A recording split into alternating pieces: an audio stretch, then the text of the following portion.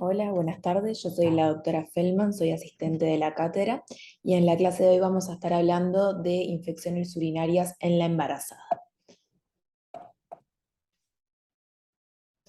Los puntos a tratar en esta clase van a ser, como en todas las clases, la definición y la importancia, la clasificación del tema, el diagnóstico, la etiopatogenia, es decir, por qué se causa la enfermedad, las complicaciones, qué estudios de valoración paraclínica vamos a tener que solicitar, el tratamiento y la profilaxis. Entonces, ¿cómo se define la infección urinaria? La infección urinaria se define como la colonización y proliferación microbiológica patológica que puede comprometer cualquier parte del aparato urinario, es decir, la uretra, la vejiga, los uréteres o incluso el parénquima renal. Respecto a la importancia, es importante que ustedes sepan que de 5 a 10 embarazos se presentan con una complicación que son las infecciones urinarias bajas, que luego vamos a ver la clasificación. Las infecciones urinarias representan el 10% de los ingresos hospitalarios en gestantes que se deben a infecciones urinarias. Respecto a la bacteriuria asintomática, que luego también la vamos a definir, es un factor de riesgo para desarrollar una infección urinaria alta, es decir, una pielonefritis, pero también es factor de riesgo para bajo peso al nacer y parto prematuro, siendo estas complicaciones graves obstétricas. Y respecto a la pielonefritis gravídica, esta es la primera causa de sepsis en obstetricia, y ustedes van a aprender que la sepsis es una de las principales causas de muerte materna, junto con los estados hipertensivos del embarazo y junto con las hemorragias. Y por esto es importante que ustedes sepan y sepan reconocer, así como tratar e iniciar un tratamiento en el momento oportuno para evitar complicaciones mayores en estas pacientes. Respecto a la clasificación, ya les mencioné, se trata de la bacteriuria asintomática, de la cistitis o infección urinaria baja y de la cisturetropielonefritis o infección urinaria alta. La bacteriuria asintomática se define como la presencia en el urocultivo de más de 100.000 unidades formadoras de colonias sin elementos clínicos que la puedan definir. Es decir, que la paciente no presenta síntomas de infección urinaria, pero aún así durante la realización del urocultivo se presentan bacterias en la orina y esto es lo que justifica que en cada trimestre del embarazo el urocultivo forme parte de la valoración en todos los trimestres. Respecto a la cistitis, es el compromiso de la uretra y la vejiga, es decir, por debajo de la unión vesico-ureteral, y se llama por tanto una infección urinaria baja. Y por último, en la cisturetropielonefritis se compromete, aparte de la uretra y la vejiga, el uréter y el parénquima renal, siendo esta una de las infecciones urinarias más compleja y que puede presentar más complicaciones. Cuando nosotros estamos ante una pielonefritis aguda, debemos clasificarla y por tratarse de una paciente embarazada, vamos a decir que todas las pielonefritis ya de por sí son complicadas, se pueden clasificar según el tiempo de evolución en aguda, es decir, si te presentan menos de 15 días de evolución, en su subaguda de presentar de 15 a 30 días y en crónica si presentan un tiempo de evolución de más de 30 días. También se pueden diferenciar en unilateral o bilateral, dependiendo si comprometen ambos riñones o no, siendo los más frecuentes las unilaterales, y como vamos a mencionar, la derecha es más frecuente debido a la dextrorotación del útero, y siendo las pielonefritis bilaterales de mayor gravedad que las unilaterales. A su vez, también la podemos clasificar según el tipo de infección, en primoinfección, es decir, que es la primera pielonefritis que presenta la paciente, en una persistencia, es decir, que presenta 2 o más infecciones urinarias sin lograr un urocultivo negativo entre ellas, es decir, que la infección persiste, o una recurrencia, es decir, que la paciente presenta 2 infecciones urinarias, pero entre ellas representa un urocultivo negativo, pudiendo ser una reinfección si se trata del mismo germen o una recidiva si se trata, una reinfección si es un germen distinto o una recidiva si se trata del mismo germen que en la primera infección urinaria. Si seguimos con el diagnóstico, vamos a ver que el diagnóstico es de sospecha clínica, pero necesitamos también una confirmación microbiológica. Respecto a la confirmación microbiológica, esta se hace solicitando el urocultivo por técnica de chorro medio, que es la más sencilla, y como ya se mencionó en un criterio diagnóstico, es la presencia de más de 100.000 unidades formadoras de colonia de un mismo germen. Y es importante cuando ustedes le expliquen a la paciente cómo tomar la muestra del chorro medio, que le expliquen que previamente se tiene que realizar una correcta higiene vulvar con separación de los labios y tiene que hacer la recolección del chorro medio, es decir, que el primer chorro de orina lo va a descartar sin cortar el chorro, va a colocar el bioset debajo para recolectar el chorro medio y el último chorro de orina también se va a descartar. Y esto es importante para que la muestra no aparezca contaminada y por tanto podamos aislar el germen que está generando la infección urinaria. Respecto a la sospecha clínica, que es lo primero que ustedes van a tener, tenemos que ver que las pacientes cuando se presentan con una infección urinaria pueden presentarse con un síndrome urinario bajo, que nos hace sospechar una infección urinaria baja, o con un síndrome urinario alto, que nos hace sospechar una infección del parénquima renal. Siempre que la paciente presente elementos de síndrome urinario bajo, nosotros tenemos que interrogar y valorar elementos de infección urinaria alta, porque el seguimiento y el tratamiento van a ser diferentes en la infección urinaria baja que la infección urinaria alta. Elementos de síndrome urinario bajo son disuria, es decir, que la paciente refiere dolor y ardor miccional, poliaquiuria, es decir, micciones frecuentes y de escaso volumen, pujos y tenemos vesicales, que el paciente lo refiere como sensación de la vejiga no vacua luego de orinar, el dolor suprapúbico, que puede aumentar con la micción y se llama estrangulia, la presencia de orina turbia o orina fétida, y al examen físico podemos encontrar, mediante el tacto vaginal, el dolor a la palpación del trígono, es decir, hacia la parte anterior de la vagina, y corresponde al punto ureteral inferior, que puede ser doloroso. Y ahora vamos a ver que los puntos ureterales superiores y medios son difíciles de valorar en la embarazada debido al útero grávido, y por tanto podemos pasarlos por alto en el examen. Respecto a los elementos de síndrome urinario alto, ustedes tienen que interrogar en la anamnesis la presencia de dolor lumbar. Tenemos que valorar estos puntos ureterales superiores y medio en pacientes no embarazadas, por lo tanto los vamos a dejar de lado. Y tenemos que realizar un correcto examen físico de la fosa lumbar. Y esto se va a realizar con la paciente sentada y vamos a tener que valorar los puntos de Bouchon, Surraco y la maniobra de Giordano, que de presentar dolor en alguna de ellas decimos que son positivos. El punto de Bouchon corresponde a la intersección de la masa paravertebral muscular con la costilla 12, y lo que hacemos es palpar ese punto y si genera dolor decimos que es positivo. El punto de Surraco corresponde al borde anterior de la 11ª costilla y hacemos lo mismo, lo tocamos y se duele, decimos que es positivo. Si alguno de esos dos puntos es positivo, no realizamos la maniobra de Giordano, que consiste en percutir la fosa lumbar con el borde cubital de la mano. Si los otros dos puntos ya generaron dolor, no vamos a generarle más dolor a la paciente. De ser negativos, si realizamos la percusión y vemos si la maniobra de Giordano es positiva si desencadena dolor o es negativa si no lo desencadena.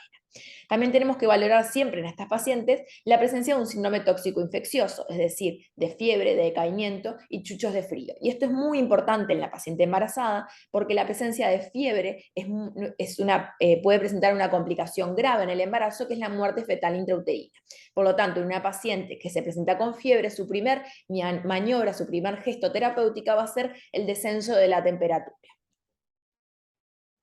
Si seguimos con la etiología, es decir, qué es lo que causa las infecciones urinarias, ya sabemos que son gérmenes y generalmente son bacterias y son monobacterianas, es decir, que se presenta un germen solo.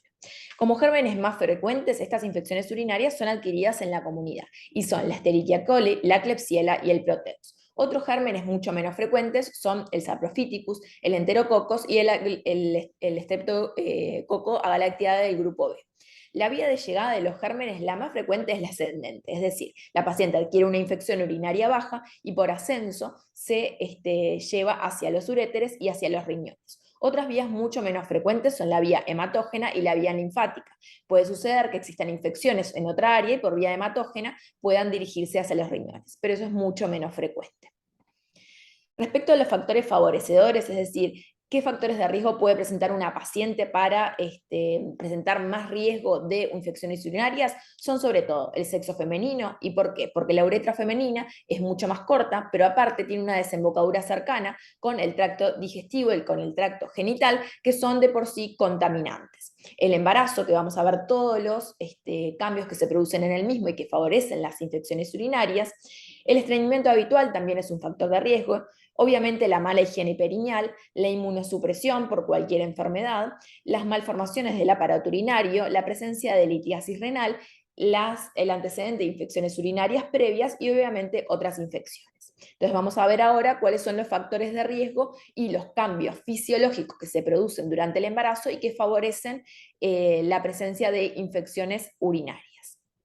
Tenemos modificaciones anatómicas, fisiológicas y hormonales. Respecto a las modificaciones anatómicas, lo que se produce por el útero grávido es una compresión de los uréteres, sobre todo a derecho, por lo que ya les mencioné, de la dextrorotación uterina y por tanto las infecciones urinarias altas en la embarazada suelen ser más frecuentemente a derecha. También se produce como cambio anatómica la rectificación de los uréteres. Respecto a las modificaciones fisiológicas, se produce un reflujo vésico-ureteral comprometiendo la válvula vesicureteral que permite la división, la separación de la vejiga con los uréteres, y esto está dado por los cambios anatómicos.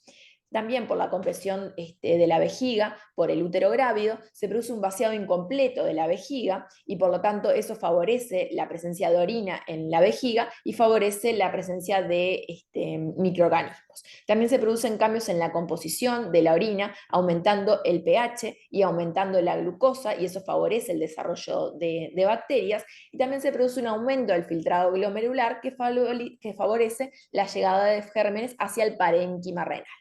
Respecto a las modificaciones hormonales en el embarazo, aumenta la progesterona y la progesterona lo que determina es una disminución del peristaltismo urinario y digestivo, favoreciendo el estreñimiento y favoreciendo el éxtasis y la dilatación ureteral. Todos estos elementos favorecen las infecciones urinarias en las embarazadas. Respecto a las complicaciones, la infección urinaria baja y la bacteriuria sintomática tienen como principal complicación el desarrollo de una pielonefritis aguda. Por lo tanto, es importante que las capten a tiempo y les realicen el tratamiento lo más rápido posible. Respecto a las pielonefritis agudas, podemos diferenciarlas en complicaciones maternas y complicaciones obstétrico-perinatales, es decir, del embarazo. Respecto a las complicaciones maternas, se dividen en locales, regionales y sistémicas. Locales puede generar una insuficiencia renal aguda o la presencia de un absceso renal. Regionales pueden generar flemores perinefríticos y sistémicos pueden generar una sepsis y un shock séptico. Como ya mencioné, la sepsis es una de las primeras causas de muerte materna. Respecto a complicaciones obstétricas y perinatales, pueden generar la muerte fetal intrauterina, es decir, un óbito, por ejemplo, por la hipertermia mantenida, por la fiebre que produce la infección. Cualquier infección es causa de amenaza de parto de pretérmino, desencadenamiento del parto de pretérmino y de rotura prematura de membranas. También por presentar una infección a nivel urinario, esta infección puede pasar por vía hematógeno hacia el amnios y puede generar una infección ovular a huevo cerrado, y las infecciones urinarias reiteradas pueden generar restricciones del crecimiento intrauterino, siendo esto mucho menos frecuente.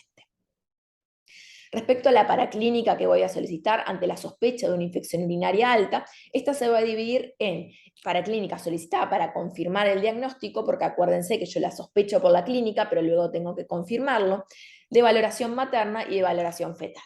Respecto al diagnóstico, ya les mencioné que el diagnóstico se necesita un urocultivo con la técnica de la toma con técnica de chorro medio. El problema del urocultivo es que el mismo demora 48 horas en obtener el resultado. Entonces, ¿qué otro estudio puedo solicitar para valorar elementos de sospecha de infección urinaria? Tenemos el examen de orina. El examen de orina lo tengo en menos de una hora. El examen de orina valora elementos de función, elementos de lesión y elementos de infección. ¿Cuáles son los elementos de infección que pueden presentar el examen de orina? La presencia de nitritos, de esterasas y de leucocitos.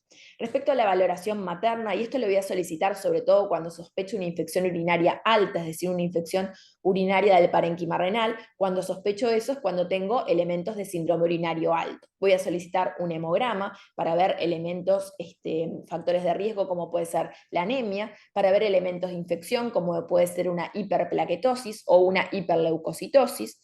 Voy a solicitar también reactantes de fase aguda como la velocidad de eritrosedimentación y la proteína C reactiva.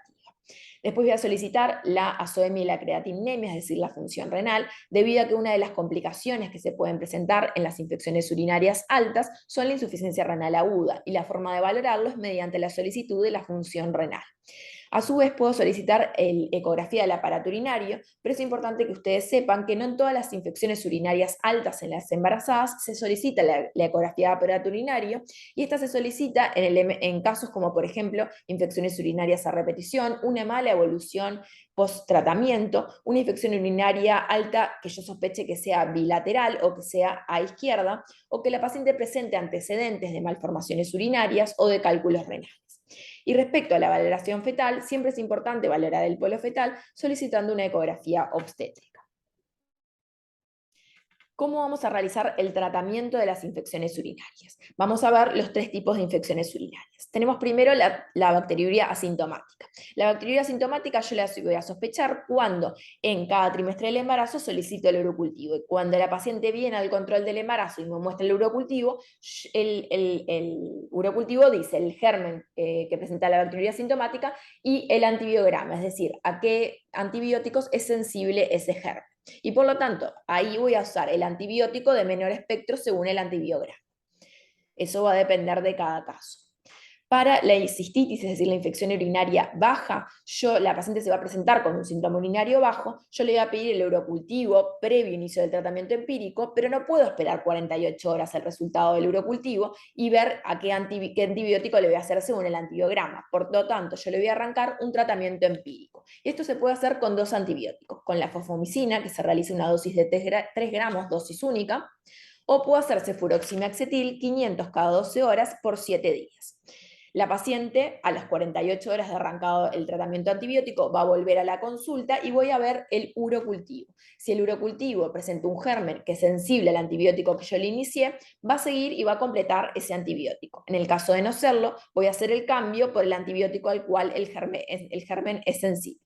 Y es importante que luego del tratamiento, de 7 a 15 días post tratamiento, se realice un nuevo urocultivo para valorar si el tratamiento fue efectivo. Respecto a la pielonefritis aguda, las pielonefritis, es decir, las infecciones urinarias altas, determinan como conducta terapéutica el ingreso a un centro hospitalario. Debemos realizar medidas básicas, por ejemplo, si la paciente tiene dolor, calmar del dolor con analgesia. Si la paciente tiene fiebre, nuestro primer gesto terapéutico va a ser la realización de un antitérmico, y si la paciente presenta náuseas o vómitos, vamos a hacer un antiemético. Es importante que se indique una buena hidratación con la ingesta de abundante líquido. No es necesario la administración de líquidos endovenosos si la paciente tolera la vía oral. Le vamos a indicar vitamina C, 500 miligramos vía oral este día, lo que determina una acidificación de la orina y favorece el barrido de las bacterias. Y vamos a realizar el antibiótico al igual que la infección urinaria baja. De forma empírica, previo le sacamos el urocultivo, pero no podemos esperar 48 horas el resultado, porque ahí pueden presentarse complicaciones. ¿Y con qué le voy a realizar el tratamiento empírico? Con ceftriaxona, 2 gramos intravenoso día. Luego a las 48 horas tengo el resultado del urocultivo, y si el germen es sensible a la ceftriaxona, le voy a seguir con el antibiótico, realizando un cambio de vía oral a las 48, 72 horas de la paciente presentarse con una mejoría sintomática y en apirexia, por cefuroximaxetil 500 miligramos cada 12 horas hasta completar los 14 días, a diferencia de la infección urinaria baja, que son menos cantidad de días.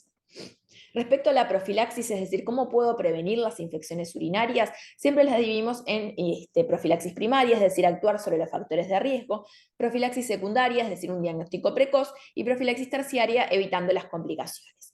Respecto a la profilaxis primaria, es importante indicarle a todas las pacientes embarazadas que realicen una buena hidratación con una ingesta hídrica de 2 a 3 litros por día, una dieta rica en fibras y corrección de los hábitos intestinales, es decir, para evitar la constipación, que se acuerdan que era uno de los principales factores de riesgo de las infecciones urinarias, y que aparte las modificaciones hormonales por el aumento de la progesterona determinan un aumento del estreñimiento en las pacientes embarazadas. Le vamos a realizar una corrección de los hábitos miccionales, es decir, micciones más frecuentes para favorecer el barrido de la orina cada 3 horas, y la micción postcoito para evitar también la colonización de la uretra y el ascenso de los microorganismos. Y obviamente una correcta higiene perineal, es decir, un lavado de adelante hacia atrás, usar ropa suelta de algodón que favorezca la ventilación. Respecto a la profilaxis secundaria, dijimos el urocultivo forma parte del control obstétrico y esto determina la detección precoz de bacteriurias asintomáticas para realizar un tratamiento adecuado y evitar que éstas se transformen en infecciones urinarias altas, al igual que el tratamiento empírico de las infecciones urinarias bajas.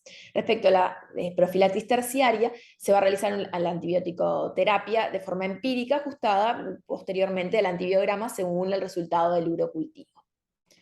En relación a la profilaxis de las infecciones urinarias recurrentes, van a ver que hay pacientes que presentan factores de riesgo y que se realiza una inmunoprofilaxis con cefuroximaxetil 500 miligramos día o con fosfomicina 3 gramos semanales. En estas pacientes vamos a ver que presentan el antecedente de 3 o más infecciones urinarias bajas o bacteriurias asintomáticas, que presentan pielonefritis recurrentes o urocultivo positivo tras el tratamiento de una pielonefritis, o que presentan antecedentes de patología renal como pueden ser malformaciones renales, trasplantes renales, monorrenas o litiasis renal. Bueno, y eso fue todo.